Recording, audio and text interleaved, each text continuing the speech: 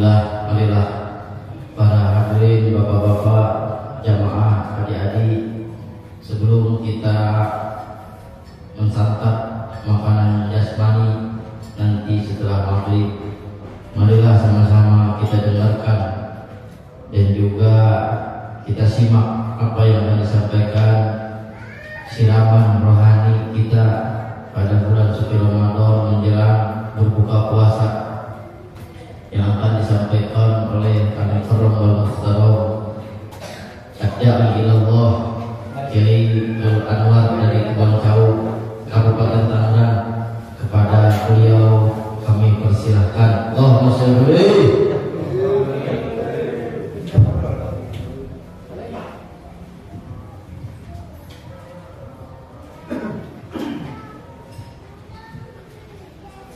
Assalamualaikum warahmatullahi wabarakatuh. Assalamualaikum warahmatullahi wabarakatuh.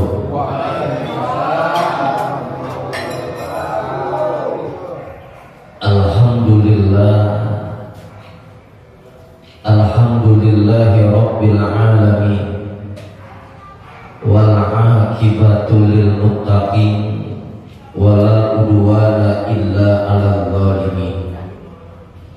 Asyhadu an la ilaha illallah wahdahu la syarika lah, wa asyhadu anna sayyidana Muhammadan 'abduhu wa rasuluhu la nabiyya ba'dah. Allahumma sholli wa sallim wa barik ala sayyidina Muhammadin sallallahu alaihi wasallam wa ala alihi wa ashabihi ajma'in.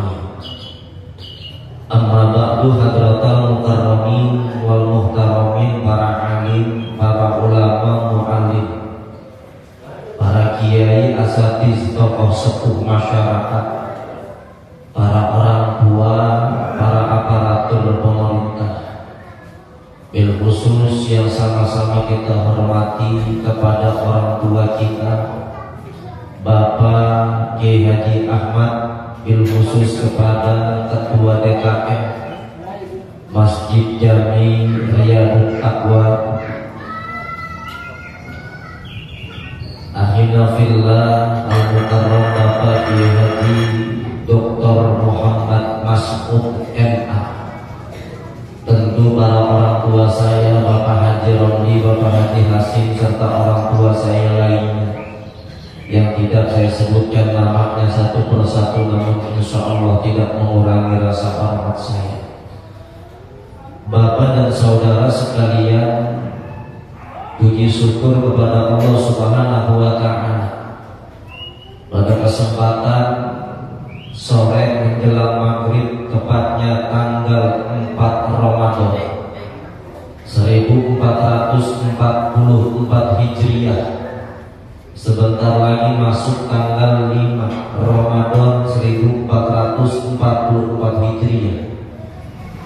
Mari bersama kita panjatkan puji syukur kepada Rabbul Jalil Allah Subhanahu wa Ta'ala. Salawat serta seiring salam tak lupa kita sampaikan kepada Nabi Muhammad Sallallahu Alaihi Wasallam serta keluarga, sahabat dan pengikutnya sekalian yang taat ila yaumil qiyamah.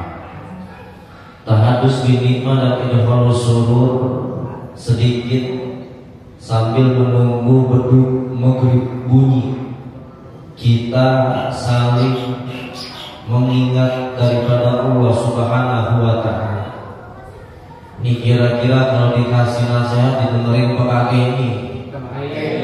Kalau orang lagi lapar mau nanya dengerin, sama saya juga lagi lapar sama litik utus. Jadi di bulan suci Ramadan begitu banyak keistimewaan yang Allah berikan kepada kita sekalian sebagai hambanya. Tentu setahun sekali bulan suci Ramadan datang, tepatnya di bulan ke-9 tahun Hijriah.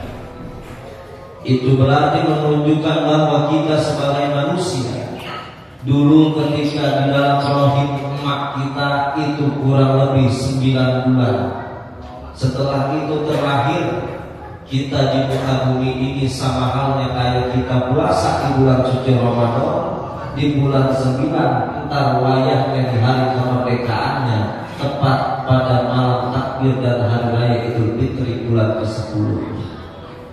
Oleh karenanya Rasul memberikan anjuran ketika kita masuk di bulan suci Ramadan, selain kita berpuasa sehari, kemudian sampai 30 atau 29 hari, malamnya kita isi dengan qiyamul lail, menghidupkan malam. Salah satunya ialah kita sholat tarawih serta kita witir dan membaca Al-Quran. Kemudian apa? Salah satu amalan di bulan suci Ramadan yang dapat mengantarkan kita ke surga yaitu sedekah. Jadi sedekah ini penting buat kita.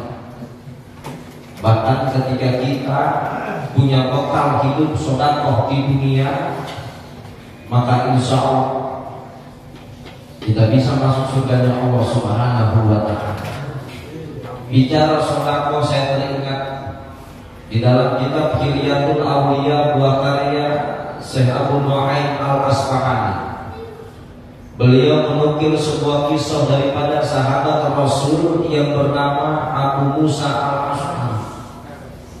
Abu Musa Al-Ash'ari pada saat itu pernah menjabat sebagai gubernur Basrah, pernah menjabat gubernur Kufah, kemudian pensiun di akhir masa tuanya. Abu Musa Al-Ash'ari menceritakan suatu hal kepada anak cucunya. Apa kata Abu Musa Al-Ash'ari?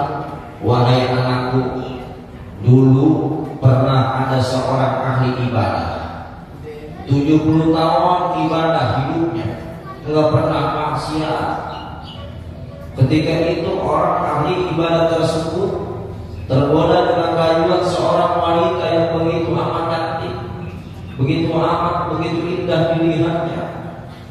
Dirayu hari pertama karena mempan, namanya kiai diorangnya udah mempan hari pertama.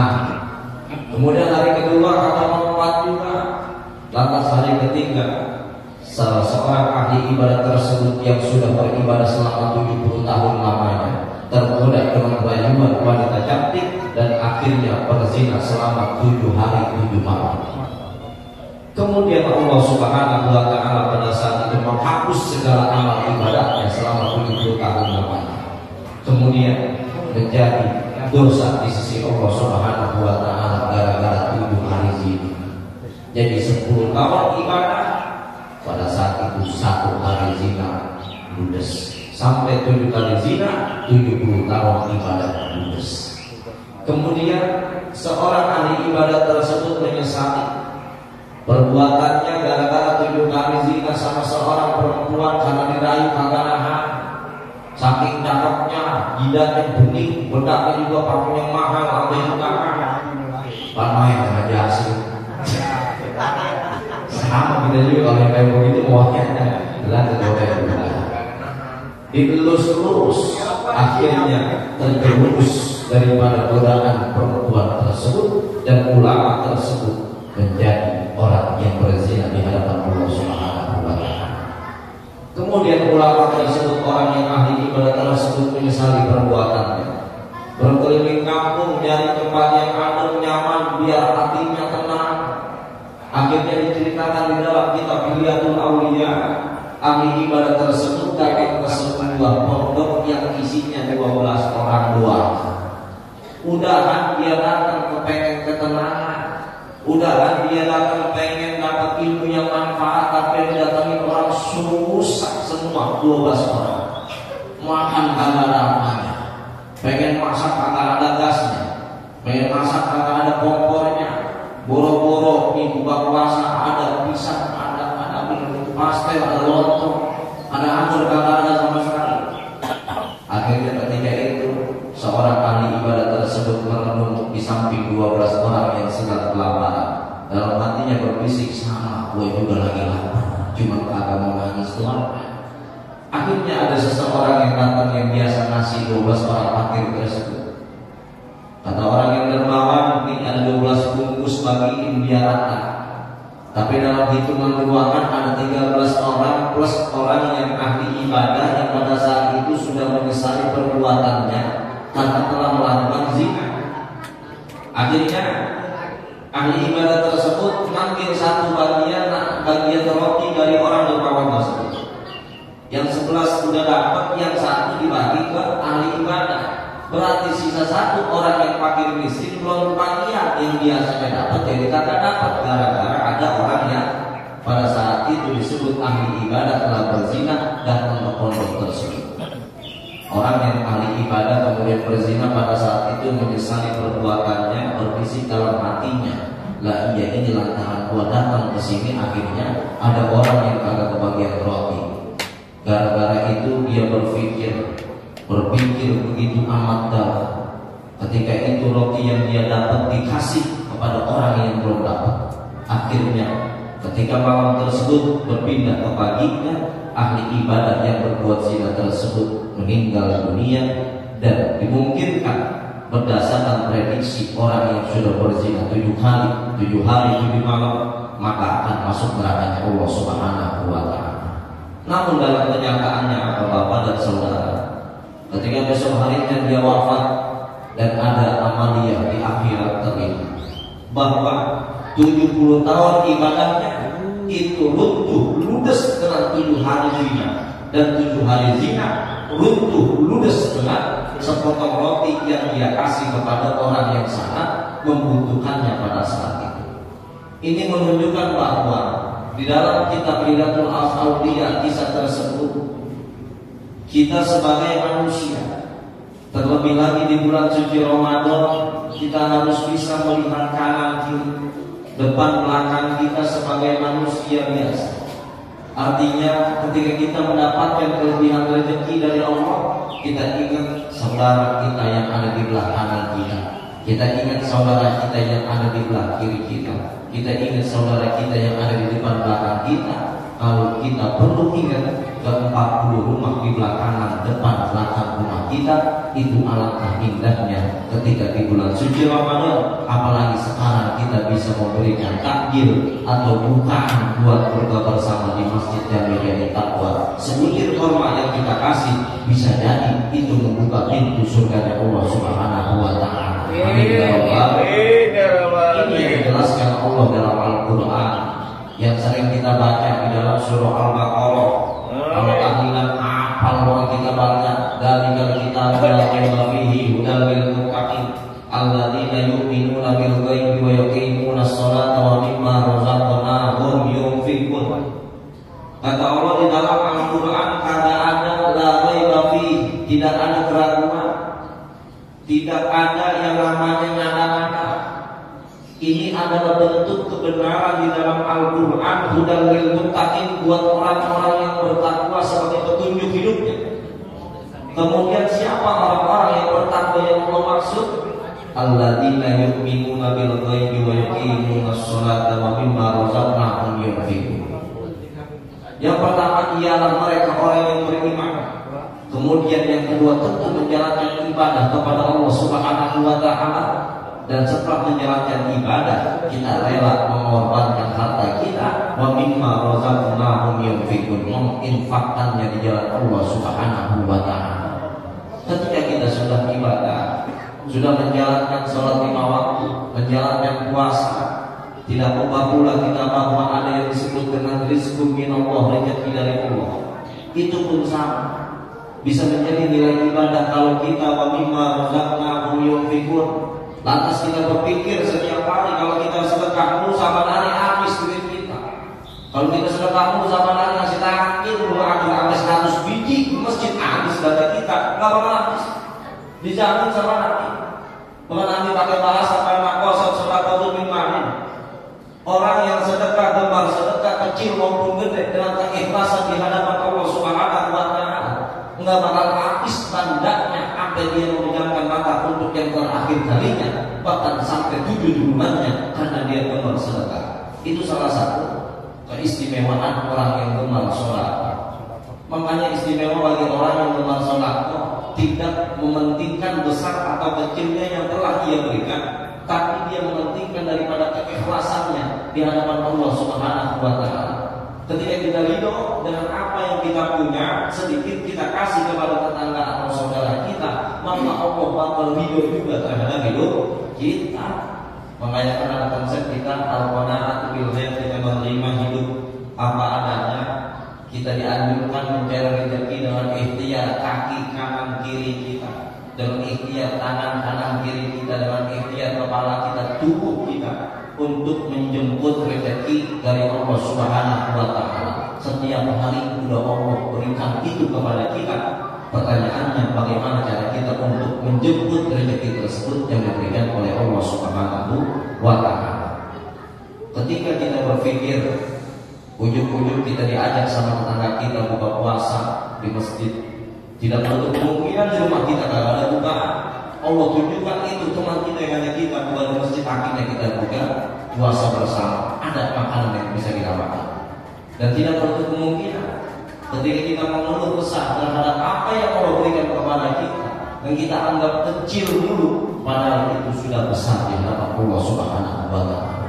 Dan kadang-kadang yang kita anggap sudah besar menurut kita, itu tentu kecil di hadapan Allah Subhanahu wa taala. Besar kecilnya bagaimana kita bisa ridho terhadap pemberian Allah Subhanahu wa taala. Apalagi kalau kita berikan kepada anak sesama, modalnya ialah keikhlasan dan keridhaan, bukan besarnya.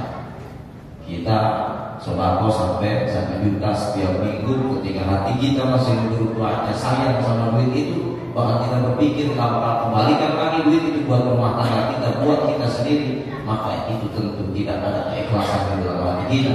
Maka Allah menolak daripada sedekah yang seperti ini. Tapi sedekah yang 1.000 rupiah, kalau kita semua istiqomah di jalan Allah Subhanahu wa taala, penuh dengan keikhlasan, tentu kita akan menjadi hamba yang mulia di sisi Allah Subhanahu wa taala. Makanya dalam konsep kaidah fikih ada al-umuru bi maqasidiha. Sedekah kita al-umuru bi maqasidiha, dengan maksud kita itu harus lepas. Harus kayak kita buang air besar. Habis makan makanan di restoran bintang 5 yang sepiring 500.000, habis itu buang air. Kalau besar kita, kalau kita pikirin di duit gua mari masuk ke jamban, masuk WC misalnya, itu salah satu modal keikhlasan. Kalau kita selalu berpikir setelah kita sunat, kemudian kita minta maksud-maksud yang kita minta kepada Allah Subhanahu wa taala kagak diijabah, nanti kita nyesel sama sedekah kita. Mana katanya kita sedekah bakal mendapatkan kelipatan ganda, terus tahun sedekah di masjid jadi takwa mana kagak kaya-kaya, jadi gitu. Padahal bukan menjadi orang yang kaya untuk sedekah, tapi untuk menjadi orang yang tenang. Orang yang tenang ialah orang yang kaya. Orang yang tenang ialah orang yang kaya. Coba dah kita pikir-pikir, orang tua kita dulu kerjaannya cuma nyawang doang, anak 10. Kerjaannya nyawang doang, anak 10. Ada sekolah orang tua kita, SDK, SMPK, SMA, kuliah juga kagak, makan bangun kuliah juga anak 10. Di rumah punya piring cuma 7, 3 orang anak yang agak kebagian. Akalan banyak orang kita dulu, nampan dia kasih anak yang pertama, kemudian bulekan dia kasih anak yang kedua, kemudian yang ketiga baskom dia kasih anak yang ketiga. Makan kita semuanya ada piringnya. Di zaman sekarang kita pengen makan yang model begitu, larinya ke restoran bintang 5 sepiring 500.000, makannya cuma pakai cobek nasi dimasukin ke ulekan. Padahal itu resep orang susah zaman dulu, tapi ngapa sengaja resep orang yang punya duit, orang kaya. Orang kaya punya duit banyak, bisa beli makanan mahal, tapi belum bisa membeli enaknya makan. Kalau kita makan apa aja jadi, makan apa aja juga enak. Ayo kita makan jelas semua, nasi yang baru jamret misalnya beli 3.000, kita irisin bawang sama cabai, tomat hijau ada enak, tomat merah berkek, tomat hijau enaknya, kita makan enak. Tapi kalau kita kagak ridho terhadap yang Allah berikan kepada kita, sampai kapan juga apa yang belum berbulu kita bakal beruang terus hidup kita. Bayangin aja belum berbulu kayak bagaimana. Jadi kalau kita lihat dulu. Jadi kalau kita sebagai manusia harusnya melihat dari kacamata keislaman bagaimana Allah memberikan yang terbaik kepada kita, walaupun menurut kita itu kecil, tapi itu yang terbaik yang Allah berikan kepada kita. Cuma ngomong cuma ini, jangan kurang lama, masih lama, tenang aja udah. Yang lalu rada-rada lapar ya pegangin aja tuh, cemek-cemek aja makan kita, ya cemek-cemek aja, dimakan jangan, tenang mati. Masih lama, tenang aja ya, yang ini udah bagian semua. Jadi itu dimaksud oleh Allah Subhanahu wa taala bagaimana kita sebagai manusia bisa mengamalkan apa yang diperintahkan oleh Allah Subhanahu wa taala, baik dari ibadah yang kagak pakai materi maupun ibadah yang pakai materi. Ayo, rukun Islam yang pertama syahadat nggak perlu pakai materi, kita ngomong sama hati kita, sama hati syahadat. Yang kedua kita sholat kagak dituntut banget pakai baju yang baru, sholat kagak dituntut banget pakai kain yang mahal, sholat kagak dituntut banget pakai peci yang mereknya sampai 200-300 ribu. Tapi sholat dituntut untuk pakai pakaian yang suci. Jangan bakal kita pakai sarung yang mahal. Ketika sholat 5 waktu tapi sarung yang mahal itu ada hadisnya, maka akan sah sholat kita. Jangan sampai kita pakai pokok yang mahal sampai 1 juta sampai 1,5 juta, 2 juta kita beli. Tapi ketika sholat pokok kita ada hadisnya, maka tidak sah sholat kita. Tapi kita harusnya bangga pakai pokok yang cuma 50.000, yang 5 tahun juga kita beli. Tapi ketika sholat kita dalam keadaan suci pakaian kita, itu yang disebut dengan sah sholat kita. Kemudian yang ketiga kita kenal, ketika kita mempelajari rukun-rukun Islam setelah syahadat dan salat, ada puasa dan zakat tentu yang terjadi di bulan suci Ramadan. Ketika di bulan suci Ramadan kita berpuasa kemudian berzakat, itu butuh biaya. Apalagi yang terakhir mengaji, ya sekarang mahal haji bulan apalagi sedikit, yang umumnya sampai tahunan. Berarti ada 2 rukun Islam yang kagak pakai materi, ada 3 rukun Islam yang pakai materi. Berarti Islam juga ngajarin kita biar nyari duit supaya ibadahnya tenang. Nah ini puasa sama zakat. Kalau punya duit puasa, 2 puasa bingung. Yang penting kita menerima apa yang Allah berikan, kecil ataupun besar yang Allah berikan kepada kita. Intinya pakai materi. Dan gitu gampang. Di zaman sekarang misalnya kita pengen berangkat haji, gak punya materi ribet juga. Nungguin ada yang ngasih gak tahu apa tahu. Nungguin ada duit jatuh dari pohon kelapa misalnya miliar juga tahu kan begitu. Artinya bahwa ada 2 di dalam menjalankan ibadah kepada Allah Subhanahu wa taala. Ada yang bentuknya pakai materi dan ada yang bentuknya enggak pakai materi. Artinya mengimbangi kehidupan ini, fit dini wa dunya wal akhirah. Ada dunianya, ada akhirat. Ada dunianya kita bisa ibadah dengan benar ketika kita bisa terima apa yang Allah berikan rezeki kepada kita. Kemudian juga kita dalam sholat kudu khusyuk, khidmat kepada Allah Subhanahu wa taala. Walaupun kita banyak masalah, walaupun kita sedang banyak ujian cobaan, ketika itu Allah Subhanahu wa taala berikan solusi dalam sholat kita.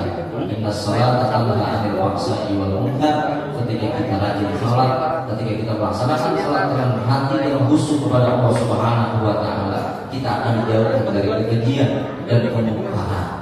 Berarti salah satu poin yang kita perlu ikhlas. Kemudian setelah itu tentunya kita sebagai manusia di lain sisi menggunakan materi kita untuk menginfakkan di jalan Allah Subhanahu wa taala.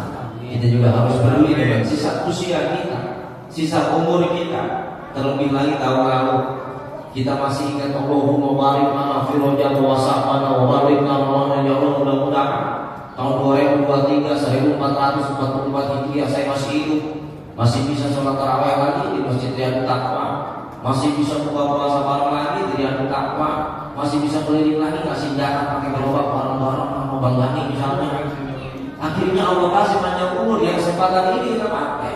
Karena belum butuh orang yang berharap tahun depan masih pengen ketemu Ramadan, masih banyak yang umurnya belum butuh.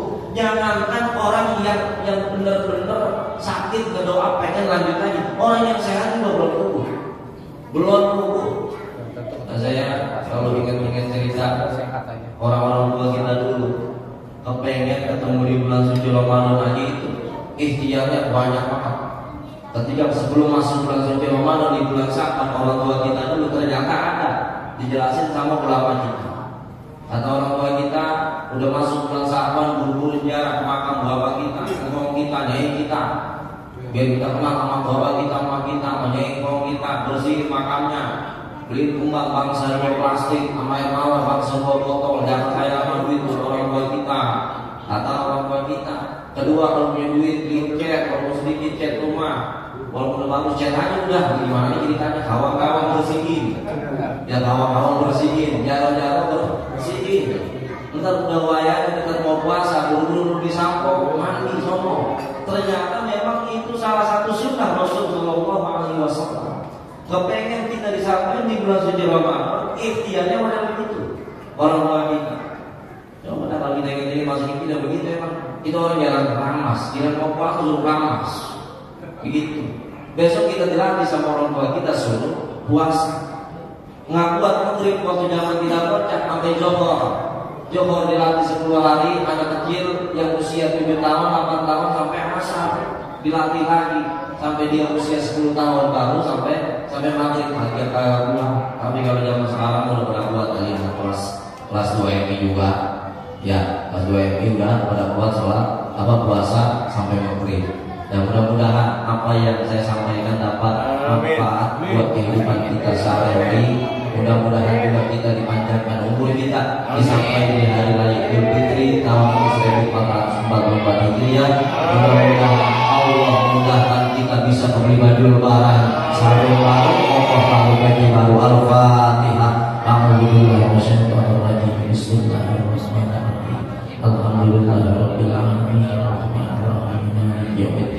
Iyyaka na'budu wa iyyaka nasta'in. Ihdinas siratal mustaqim. Shiratal ladzina an'amta 'alaihim ghairil maghdubi 'alaihim waladdallin. Amin ya rabbal alamin. Mohon maaf yang sebesar-besarnya. Wallahul muwaffiq ila aqwamit thoriq. Assalamualaikum warahmatullahi wabarakatuh.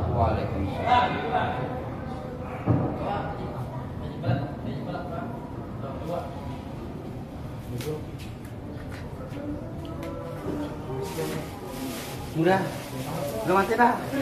Udah. Udah mati itu udah biarin aja. Baru 14%. 18. Jamin. 4 menit lagi.